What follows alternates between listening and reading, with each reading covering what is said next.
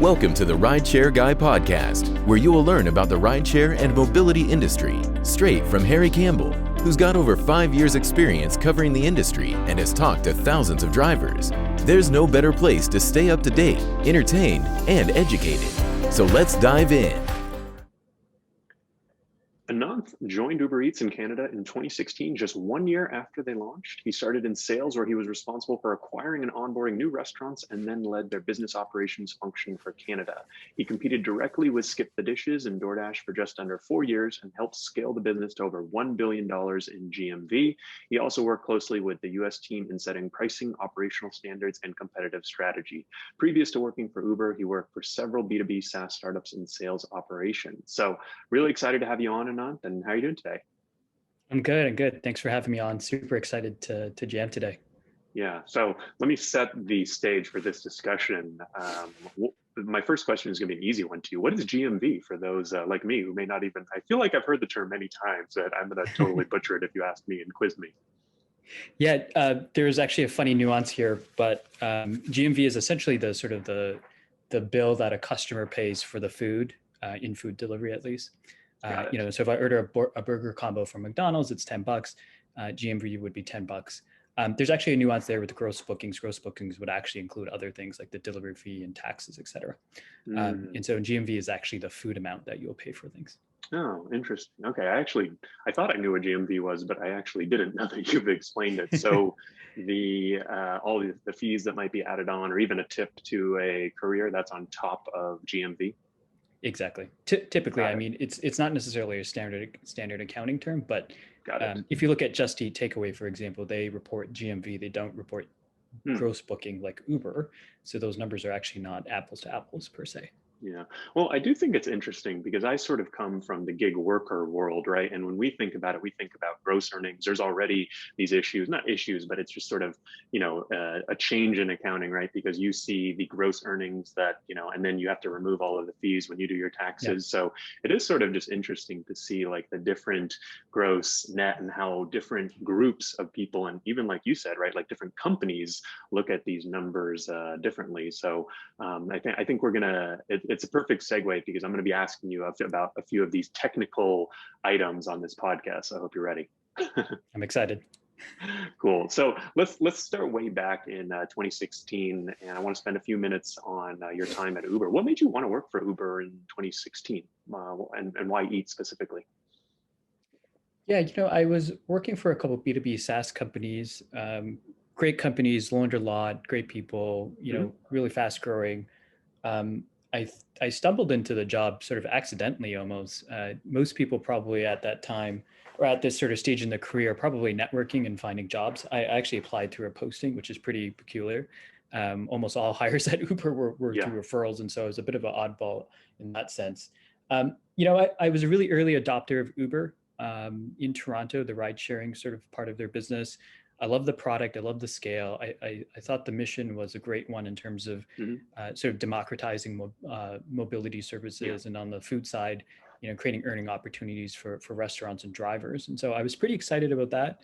They were really at the looking start, it was just rides, right? I'm assuming at a certain point, Eats came into Toronto. Exactly. Rides for quite a while because Toronto was actually a pretty mature rides business. When I had joined, Eats was still very much an experiment. Got it. They were still running their other Eats service where they packed a lot of food into a truck. Uber Eats Instant. Instant, exactly. And so I don't know if you remember that service, but it was a funny service. I liked it a lot. I'm not going to lie. It was one of my favorite. I was kind of bummed that they got rid of it. I thought it actually solved a lot of issues. Yeah. And so I remember using that product, and the driver got to the front door faster than I could take the elevator down. And so I was like, wow, this is pretty cool. So I did a bunch of research. I was excited, and they were, scaling the business, hiring a head of sales and onboarding for the Canadian business. And most of my experience was in sales. So I thought it was just an amazing fit. And everything sort of just fell in place from there, and I ended up joining the company. We were only in a handful of cities in the US, and I think in France at the time. So still super nascent. And, I just love early stage companies and building and sort of all the camaraderie that comes with that. And so it was a perfect fit for me. Yeah. And so your role specifically, it sounded like you mainly interfaced with restaurants and sort of convinced them or, sort of let them come onto the platform, that type of duties. Yeah. In the beginning, Uber was very focused on the SMB part of the market. And What's so I SMB? was small and medium businesses. So Got think it. about your normal kind of mom and pop restaurants. And, Okay. and particularly Uber had a big focus on what we call local favorites. So, these are the restaurants that, you would recommend to somebody if they visited Got town, it. for example. They're just like the best of the best, Yeah. and things Like that I'm people here in really crave. LA, it's a Wednesday. I'm about to go get a Godmother sandwich from Bay Cities in Santa Monica. It's Totally. the local favorite, right? Yeah, you'll drive like 45 minutes across town to like have Got this type of meal. And so that was a point of differentiation for us. You do require a large sales team though, because it's really high volume and there's a ton of those restaurants around. So we were in the process of scaling a sales team out, hiring a ton of individuals, and so that was my focus for the first year. And then And sort so of change without roles getting after that. into all the nitty gritty, I mean, what is the sales cycle for bringing on a restaurant? Is it calling them, emailing them, finding them, going in person, convincing them, getting them set up with a tablet, and then they're on the platform? That's pretty much it. I think you can segment restaurant sales into inbound and outbound. You'd be surprised. We get a ton of inbound volume from restaurants who, maybe they had a friend sign up or, maybe they saw one of our flyers, et cetera. And then we also had outbound teams. So these are folks who would, go down a list and essentially call a bunch of restaurants in the local community. Did you ever find it funny, especially early on that, you would walk into a restaurant and they would have like 5 different tablets from all the delivery companies and just think about, each delivery company, you've probably seen, the extreme pictures, with like, the driver that has like 5 different apps, and 5 different phones, or the restaurant that has the same thing. And that's always one thing that stood out to me. And I don't know if I think of it as waste. I mean, these are competitive companies, but they're, they all have 5 sales teams, right? I mean, they each have a sales team times 3, 4, or 5, right? They're all going after the same restaurants and the same, maybe Ubereats had more of an SMB focus, right? But I'm sure there's a lot of crossover, right? Did you ever think about that or find it odd, or is that just sort of the way it is? It was pretty uncommon, I would say. And, I pre-COVID visit restaurants all the time. And so it would be pretty odd to see that many sort of tablets. Most restaurants probably have 1, max 2. I think kind of to what you're alluding to, the operational complexity also of having 5 tablets in the kitchen is pretty tough.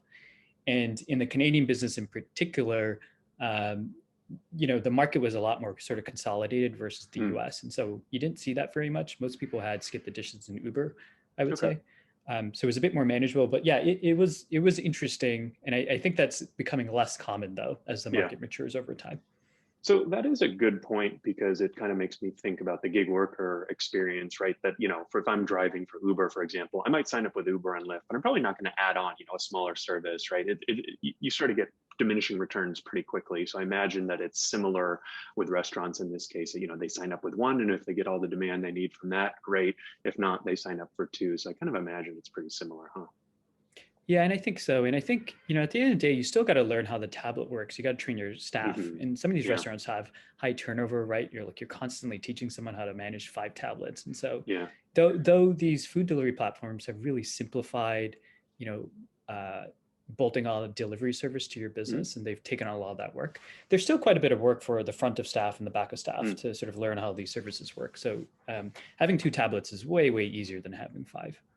Yeah, you mentioned an interesting word, turnover, and I actually was going to ask you about turnover in the sense that, I want to say, I don't know if the stat is true for restaurants, but I believe you've heard the stat, 90% of all small businesses fail in the first year. I don't know, maybe it's 90% of restaurants, but it's tough to run a restaurant. Let's just put it that way. I think we'd all agree on that, whatever the stats say, right? So I imagine there's a lot of turnover in restaurants, period. And then also, I didn't even think about the staff, right? Definitely in frontline service work, there's a lot of turnover there too. Are there any other issues beyond, making it, if you're the staff and turning over quickly, you have to learn, you have to hire, teach people, how to use the system and, how to basically not screw things up, right? In addition to, running the cashier and all that, right? Are there any other issues you found with turnover?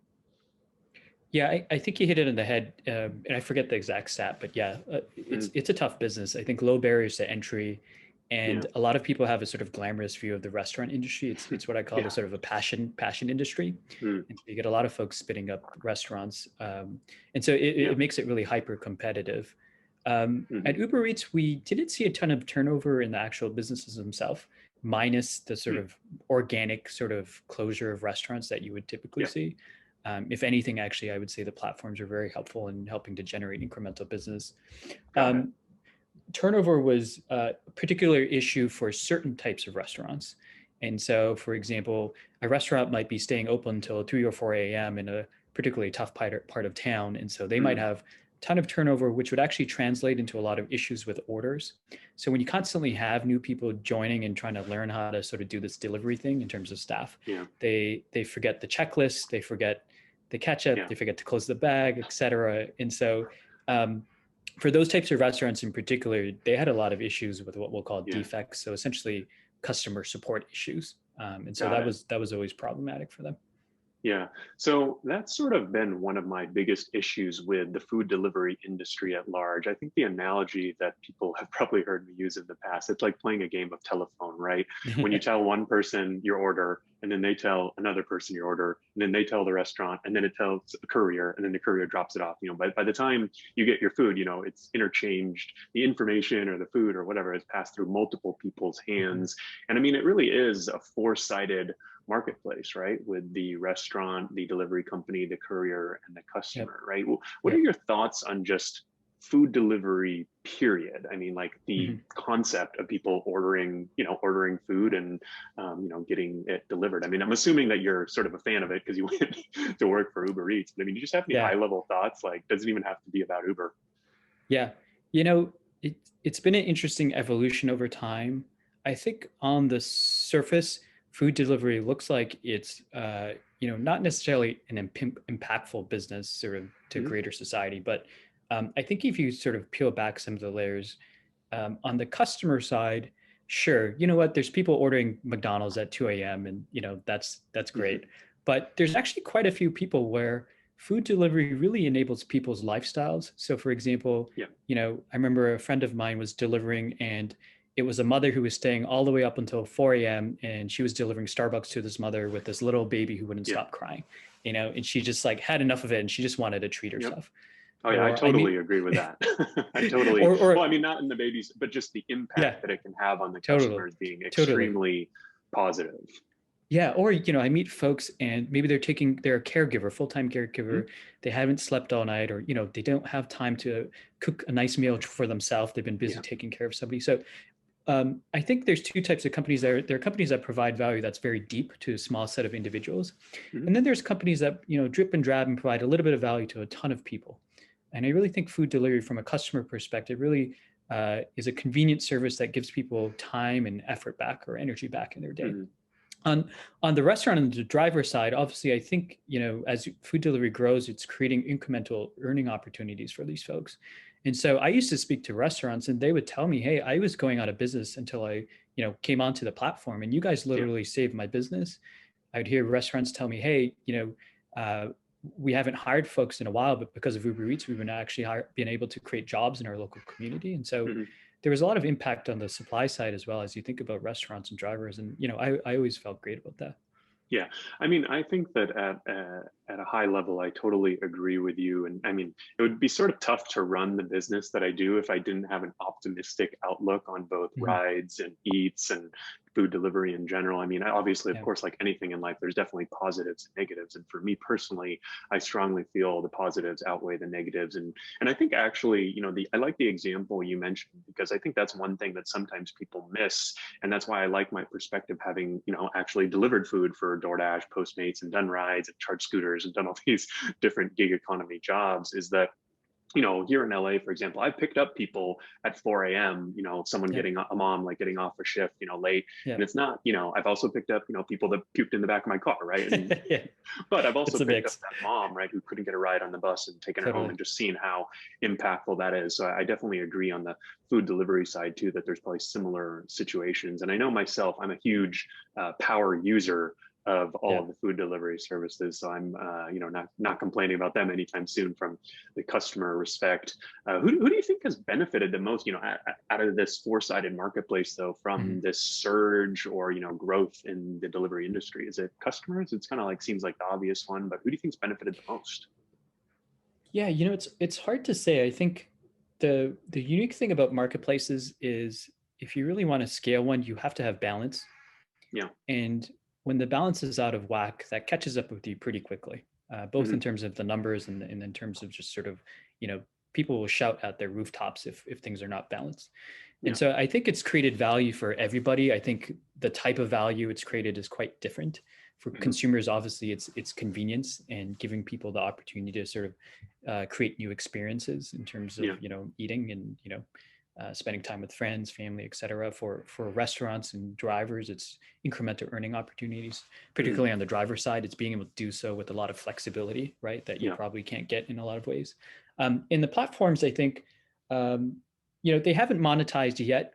They're still very early in terms of their sort of life cycle stages, I would say. If you think about DoorDash and Uber in particular, Grubhub is a little bit more mature because it's been around for a while, but they've been able to acquire a ton of customers, and particularly for Uber, a lot of these customers have also moved on to become rides customers. Yeah. And so there's real tangible benefits from a business perspective as well. I think they'll continue to scale out the business, and eventually they'll start to generate cash. At the end of the day, they are for-profit businesses, but I think for the most part, they've actually been delaying any sort of monetization because they want to continue to drive value for supply and customers in the medium term. Yeah, well, so profitability, you probably could have guessed, is something I'm definitely going to ask you about at some point on this interview. But, I guess I feel, just to chime in, I feel like the clear winners have been the platforms.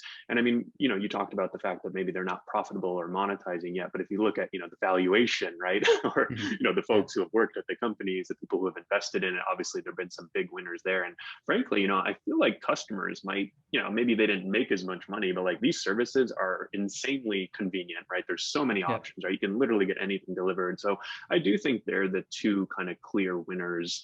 And, not to say that it's been a total negative, right? Like you said, right? There's definitely been incremental impact, driving more demand to restaurants, and obviously the flexible work opportunity for couriers. So that's just my personal opinion. And I don't know if you, feel free to agree or disagree, but I'm curious if you think that a kind of four-sided marketplace can, go on like that, if it sort of needs to everyone be in balance, like some big winners, some big losers is okay, or does it need to be more in balance in order to be sustainable for the medium to long term? Yeah, I think it needs to be balanced in the long term. And the reality is, if one side feels like it's imbalance, they just won't partake. I think these marketplace businesses are to a certain extent free markets. And so if folks feel like, it's not worth their time, or the marketplace is not treating them fairly, they'll vote with their wallet, or they'll vote with their feet, right? And so they won't partake in the marketplace. I think over time, hopefully, I think as these platforms become, a bit more operationally tight, and they're able to, reduce their losses through scale, and just, reducing subsidies on the consumer side. Hopefully, I think you'll see a bit more value just generate for everybody else. I think it's really tough to do right now because they're losing money on every single trip. So don't forget that, right? And so they're not making any money right now. So it's really hard, I think. But I think within the next 1 or 2 years, I think you'll see subsidies on the consumer side go down, and so the sort of scales will tip a little bit. And so I'm hoping, I'm hoping there will be a bit more balance in the future. Let's take a 50,000 foot view, or 30,000 foot, whatever the saying is. What's your outlook right now as someone who's, worked at these companies, and now you're kind of looking at it from the outside? Like, what does the state of the food delivery industry look like to you right now? We're at the beginning of 2021. What are the things that you're thinking about in regards to food delivery, and, kind of right now and going forward? Yeah, so I think it's a really interesting time. If you look at the US and Canada, these businesses have been operating for quite a few years now. Grubhub's been around for a while. And so you're starting to reach, I think, a different stage in the maturity cycle. The last couple of years were really focused on, foundational building blocks for marketplace businesses. So making sure we have enough restaurants when you open the app, it's a good experience. Making sure we have enough drivers that you're not the food isn't sitting on the counter table cold. Making sure we have enough consumers to make sure that restaurants and drivers are kept busy. So I would say that was sort of chapter one. And so I think we're entering chapter two now, where a lot of cities and towns in the US and Canada have delivery services. They're pretty good. They're pretty consistent across the platforms. And now what's next is probably two things, particularly with DoorDash IPOing. I think there'll be a greater sort of focus from investors on improving profitability. Again, all of these platforms have been losing quite a bit of money to sort of scale and build up these businesses. It's not cheap to create a food delivery service, right? There's a reason why these things didn't exist in the past. What's the expensive part of creating a food delivery business, or the most expensive part? So you'd be surprised, right? So hiring engineers is not cheap. And so talent is expensive in San Francisco. If you want to build a app that is responsive, that never crashes, that works all the time. Add new features, products. Add new features, et cetera, and improve the experience for customers and drivers and restaurants. Getting the word out about your service. So spending dollars to acquire customers on behalf of restaurants and drivers, so that you can get those people to spend and generate deliveries and trips that then passes back to the driver and restaurant. I mean, Ubereats just spent what, $7 million on a Super Bowl commercial, right? Exactly. I forget the exact amount, but it wasn't cheap, right? Those things are expensive. Okay. But those are table stakes to a certain extent, because you got to be able to generate demand for your restaurants and drivers. Ultimately, that's what they're really looking for, right? They want deliveries and they want orders. And I would say the third piece is just operating the market from a day-to-day place. So many people don't realize this, but Uber takes care of the customer service for restaurants for the most part. That's part of the service. So they have large call centers with hundreds, if not thousands, of people who are answering the phone. Those are real people who get paid. That costs a lot of money, right? And so there's all sorts of expenses that customers don't really see. It's in the back end, but all sorts of expenses that are required and will get cheaper over time, but they're expensive to build out initially. So I think number one, you'll see greater focus on profitability from investors as these businesses mature. And number two, I think they'll start to think about, okay, what's next? And so these are all growth companies. They got to constantly be thinking about over the next 2, 3, 4, 5 years, what is the next Ubereats, right? What is the next food delivery? And you're starting to see that a little bit. Uber recently acquired Drizzly, which is alcohol marketplace in the US. You're seeing DoorDash move aggressively into convenience. Uber also acquired, Corner Shop, the grocery app. And so you're already starting to see these platforms think about, now that I have a really solid base of drivers and customers, what other services or products can I sell to them to continue that growth over the next couple of years? Yeah. So profitability and growth, though, are typically at odds, aren't they? Typically, if you're trying to get profitable, you need to cut back on some of the growth initiatives, right? I mean, that's sort of actually what we've seen with Uber as a company, pulling back internationally in ride-hail markets and selling off or divesting unprofitable divisions or expensive divisions like ATG and the trucking and things like that. So let's focus on profitability before we talk about growth. I mean, do you think that food delivery can be profitable going forward in the future? And and if so, how do the companies get there? Because you said they're not profitable right now. Yeah. I would say so. I think food delivery is in a very similar place to where ride hailing was a couple of years ago. If you remember the narrative, it was ride hailing could never be profitable. And I think what you've seen Uber show through their quarterly filings and annual filings is actually the ride business can be very profitable, right? And they even have some guidance and targets in terms of long-term EBITDA margins. I mean, adjusted EBITDA, they were profitable before the pandemic on rides, right? Yes, they were actually throwing off a lot of cash from the rideshare business, which was actually, to somewhat answer your question a little bit, in terms of profitability versus growth, typically what you want to do is you want to have a core business or some kind of business that's generating cash that then is able to fund your next big project or your next big initiative. So ride hailing was essentially that for Eats. I do think the Eats business will be profitable. It will take a couple years. There's a couple things that need to happen or change. First of all, these platforms have been spending very aggressively on sales, marketing, and promotions. Everybody knows that. If you listen to the sort of quarterly analyst calls from DAR or other folks, you'll hear them talk about rationalization or competition. So the good news is over time, particularly as you have companies IPO and as you have less venture capital sort of flowing into the space, companies naturally just start to pull back on the spend. Got it. And so when also that happens, consolidation, I assume, too, like with Postmates and Uber, or Just Eat, okay, or DoorDash and Caviar too, right? Exactly. And so we were, we probably had 6 or 7 players in the US about a year and a half ago, 2 years ago. Now we're effectively down to 3, which is Grubhub, Ubereats, and Doordash. And so that helps quite a bit as well.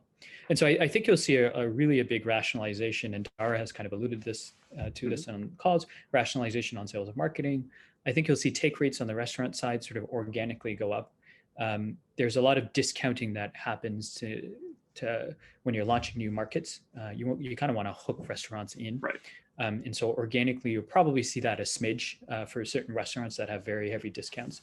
Not that common, but that it does happen from time to time. And then finally, I think you'll see more efficiency in the business. And so this is an interesting one because efficiency in the business is one way where you can drive profitability without really hurting growth. So if you pull back on, say, discounts, obviously there are some customers who will not order from you, right? But when I talk about efficiency, for example, let's just say, wrong orders or wrong items. When somebody gets an item that they weren't expecting, let's say I ordered a burger instead I got a hot dog. I'm just making that up as an example.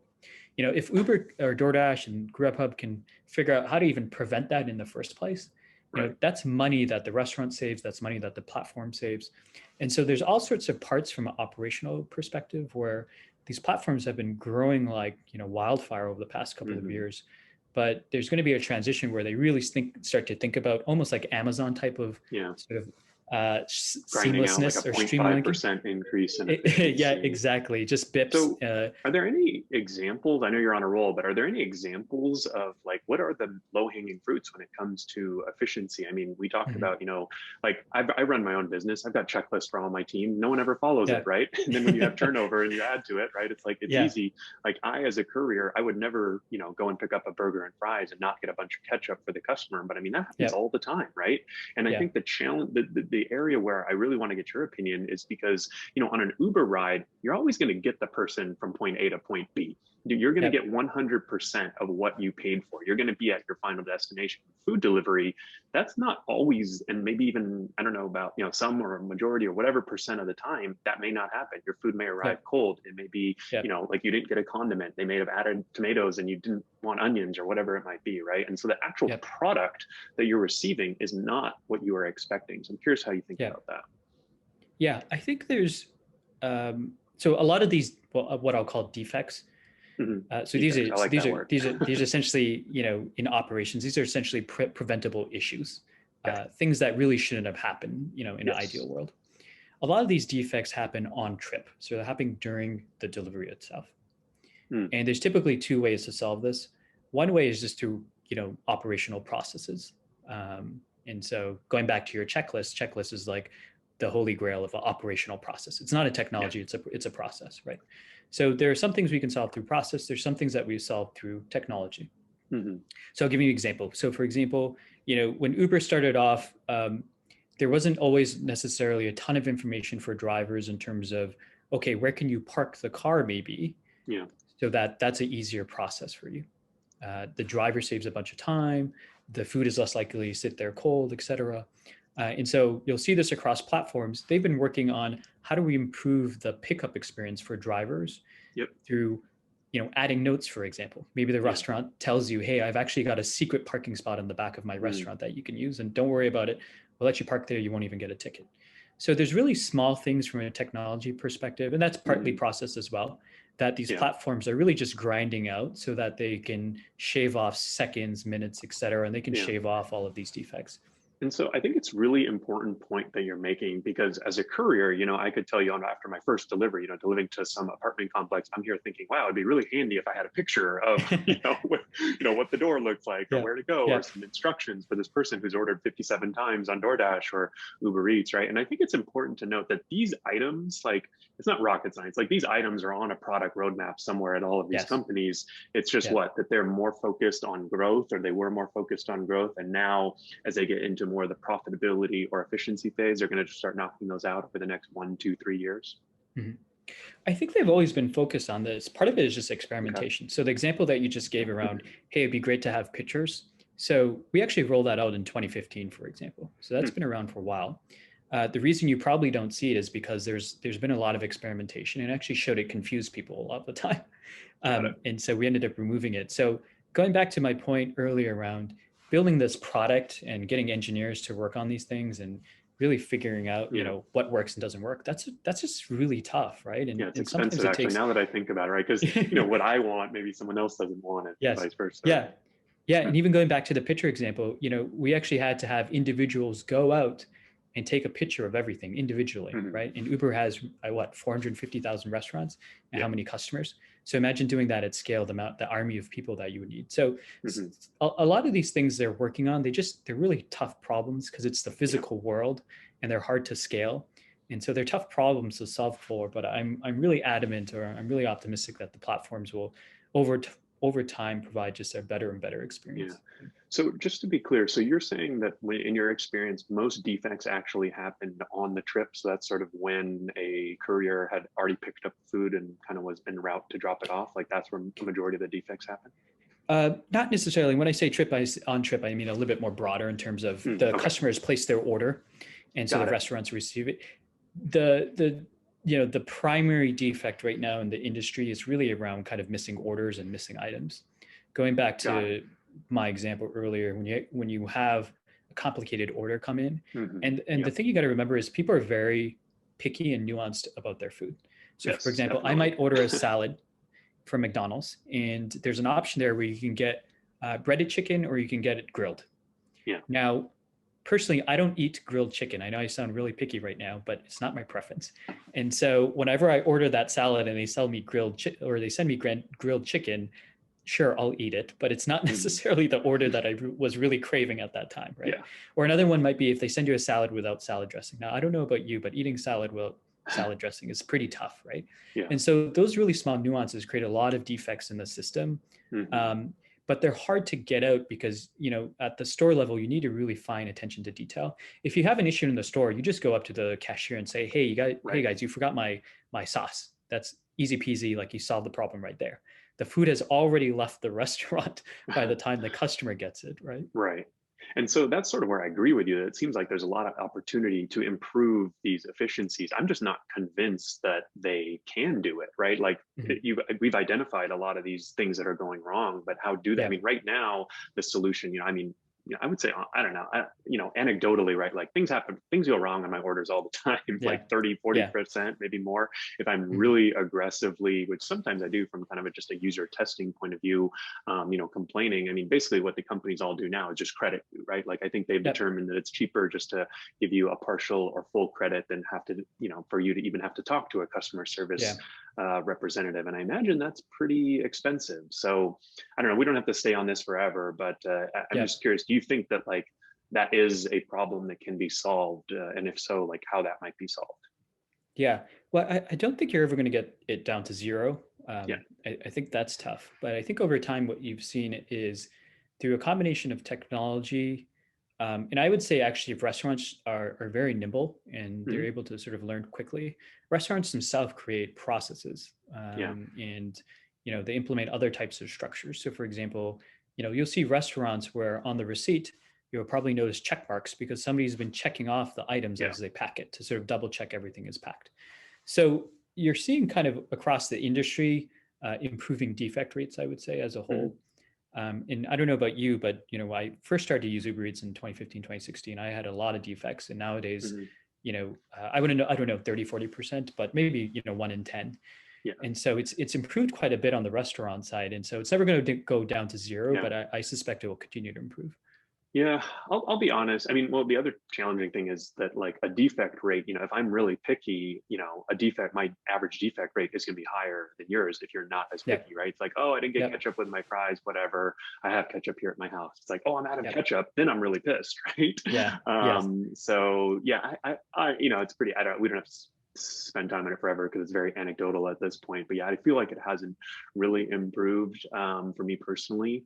But the last thing I do want to ask you about on this topic of, kind of profitability and how they might get there is, what are your thoughts on the actual courier side? And, I think the companies have pointed to heavily and talked about, getting to this 2 to 3 deliveries per hour and batching, and, they're trying all sorts of stuff. I'm, again, you might have guessed, I'm a bit skeptical on batching because of what we talked about earlier, but what are your thoughts on the actual deliveries of the food and kind of how that affects the margin going forward? Yeah, I haven't spent a ton of time on the courier side. Most of my experience is on the restaurant side, but I would say the platforms, generally think about two things. How can they maximize earning opportunities for folks? Because I think ultimately that's a lot of what drivers care about. And then number two, outside of earnings, how can they improve the experience? So how can we make picking up easier? How can we make the app more seamless? How can we do a better job of communicating things so people really understand, the process and how things work? And so I think there's a lot of resourcing that's going into that. Ultimately, the marketplace cannot operate if you don't have enough drivers on the platform. And so it's to the benefit of everyone that you have happy drivers on the platform, that they feel like they're making a good earning, and that the things are quite balanced. And so I think you'll see that again over the sort of the next years. It's a slow, gradual build, similar to defects. I don't know if you can sort of flip a switch and just sort of change the experience overnight. I think there's a lot of hard work that needs to go into improving the experience.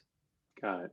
All right. Well, we spent a lot of time on profitability, so I apologize, or maybe some people are happy about that. But the other, we'll just ask one or two more questions here and let you go. But just talking about the growth aspect, I had maybe your buddy from Ubereats, Daniel Danker, that had a product over at Ubereats on recently at our conference, Curbivore, and the podcast, and I think he really hammered home that concept of kind of like it seems like their path to growth is, acquiring or, launching these other verticals in the last mile space, right? You talked about Corner Shop, you talked about Drizzly, and, right now Uber is the only company where if I open the app, I can get a ride, I can order a meal, I can order groceries, I can order alcohol, or I will be able to order alcohol in the future. So how do you think about growth in the, I guess, landscape of competition, and how are these, we don't have to go over every company, but how are you thinking about the three big ones at least?